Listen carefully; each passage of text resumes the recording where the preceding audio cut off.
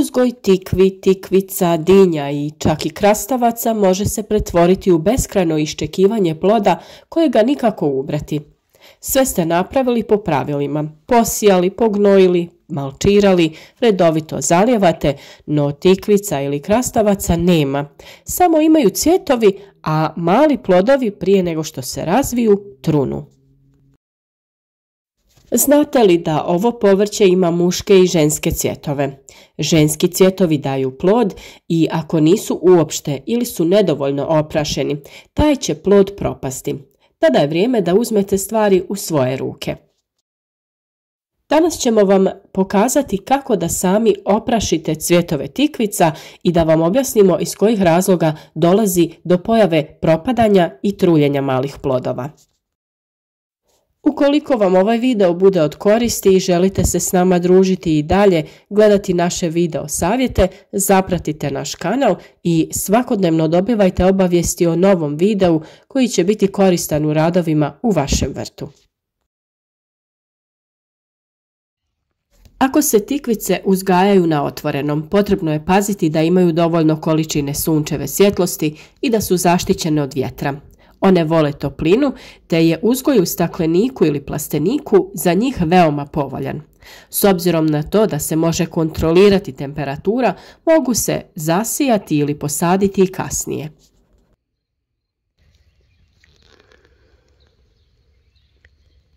Rano je ujutro i kao što vidite ovdje imamo savršen primjer oplodnje cvjetova tikvice.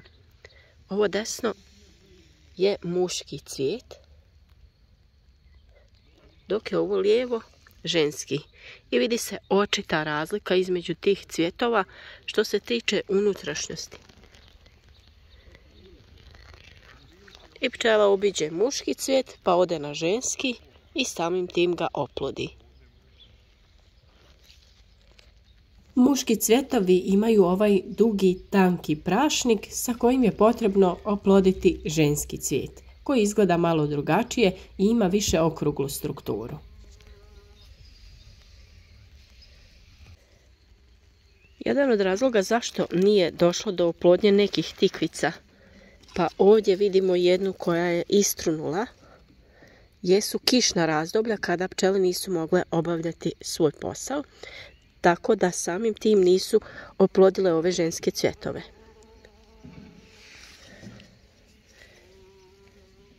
Razlika između muškog i ženskog cvijeta jeste ta da ženski ima odmah formiran otprilike kako će izgledati plod sa cvijetom na vrhu koji je potrebno oploditi. Dok muški cvijet ima tanku stapku i nema plod, on služi samo za oplodnju ženskih cvjetova.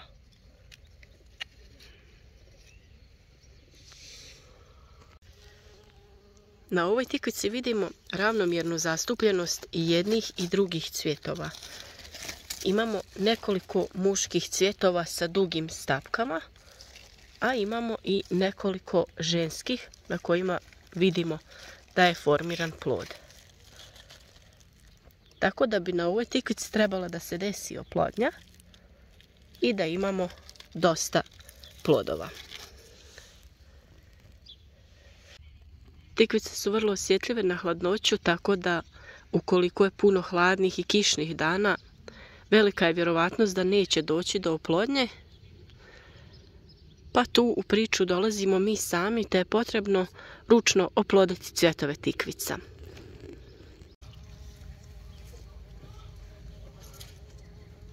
I na ovima se cvjetovima vidi da su pčele dosta aktivne zato što će danas biti sunčan dan i suho je vrijeme.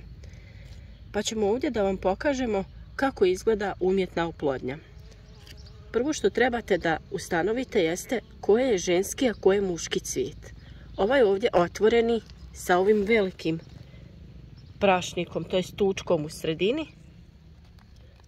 To je ženski cvijet koji već ima oblikovan plod i njega je potrebno samo oploditi da bi se nastavio dalje razvijeti.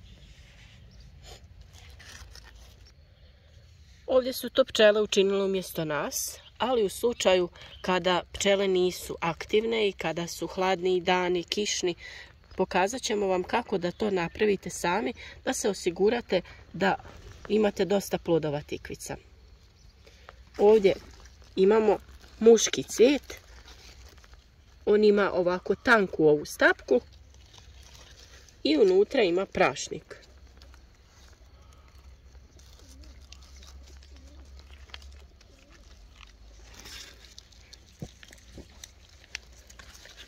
Jednostavno odrežite višak ovih latica te uklonite taj muški cvijet.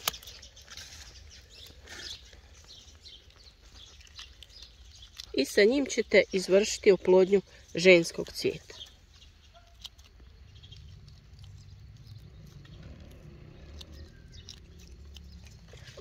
To možete učiniti ovako jednostavno, da ćete malo proći sa muškim cvijetom unutar ženskog. Možete tu da koristite kist ili možda neki štapić. Kako bi se osigurali da se ovaj cvijet neće oploditi sa drugom sortom tikvice, vi možete lagano uzeti, zatvoriti cvijet i zavezati ga sa nekom gumicom ili špagom i na taj način će on biti zaštićen.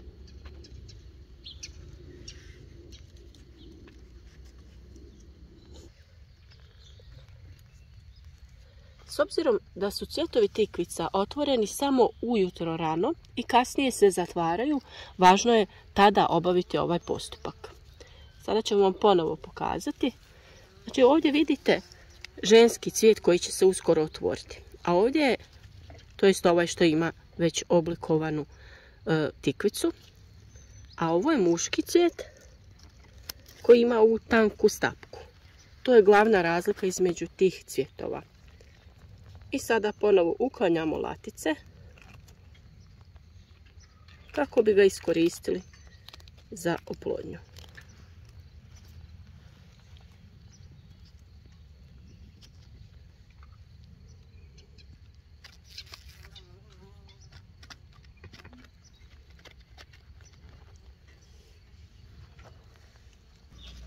Kao što vidite, kod nas je aktivnost pčela vrlo velika i za umjetnom oplodnjom nema potrebe, ali smo željeli da vama pokažemo kako to možete učiniti ukoliko vaše tikvice krenu da trule ili da otpadaju plodovi, i to je znak nepravilne oplodnje, a mnogi su razlozi toj pojavi.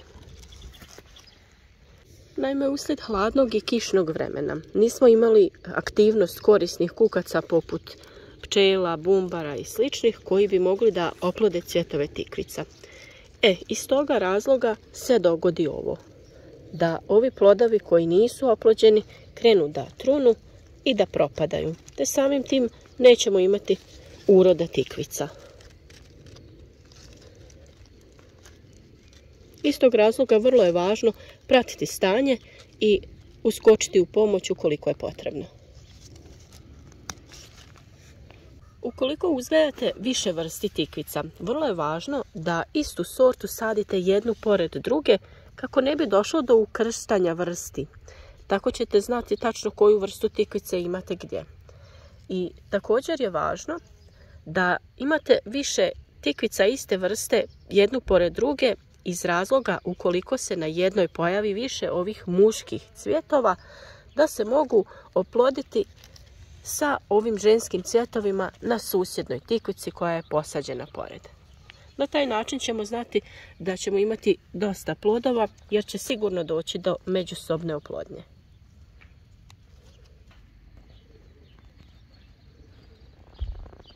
Naravno da smo sa veseljem dočekali ovo lijepo vrijeme i vidimo da je aktivnost pčela odlična, te mi nećemo imati potrebu za tom umjetnom oplodnjom.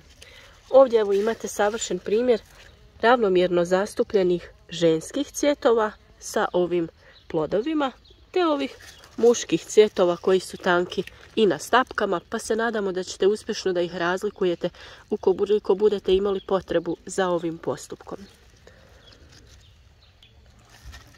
Ukoliko primijetite pojavu ovih trulih plodova, obavezno ih uklonite iz vrta kako se ne bi trulež širila dalje kroz tlo i preko biljke. I također kada je već oplođen ovaj cvijet i vidite da se plod lijepo razvija i napreduje. Ovaj ocvali cvijet uklonite kako vam ne bi od vlage previše trunuo i oštetio plod.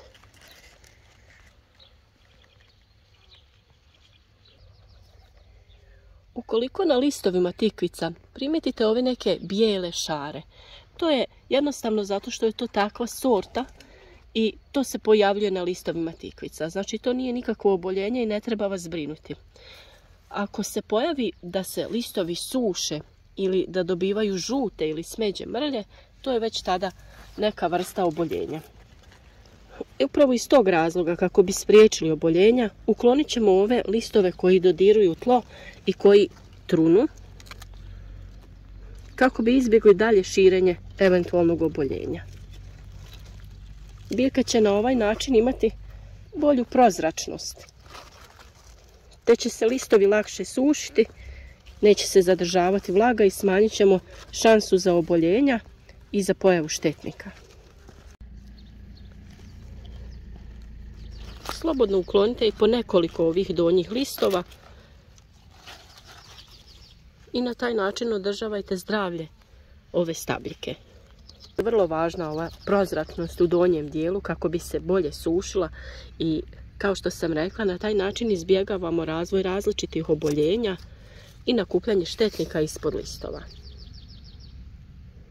Pčele su naši najveći saveznici u vrtu, oprašuju naše biljke i samim tim mi beremo lijepe plodove i imamo obilan urod. I vrlo je važno da ih čuvamo i da pazimo prilikom upotrebe različitih insekticida i pesticida kako bi održali zdravlje naših pčela i kako bi ih imali u velikom broju.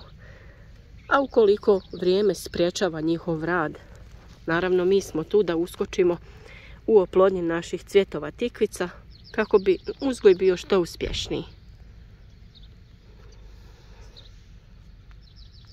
Za uzgoj tikvica vrlo je važno da je tlo rahlo, rastresito i dobro uhranjeno, te da održavate tlo bez korova kako bi izbjegli razvoj bolesti i dolazak štetnika, te je važno da se tlo redovno prihranjuje. Mi koristimo glistenjak koji sami pravimo, to jest naše gliste u glistenjaku obrađuju stajnjak, te od toga imamo glistenjak koji koristimo oko svih naših biljaka. Prihranite vaše tikvice i nakon toga vrlo je važno održavanje vlažnosti zemljišta. Jer tikvice trebaju dosta vode, ne valja pretjerivati, ali je dobro da tlo bude uvijek vlažno kako bi plodovi se razvili kvalitetni jer je njima potrebno puno vode. Samim tim mi uvijek malčiramo naš vrt sa slamom ili sjenom kako bi zadržali vlažnost i kako bi spriječili razvoj korova.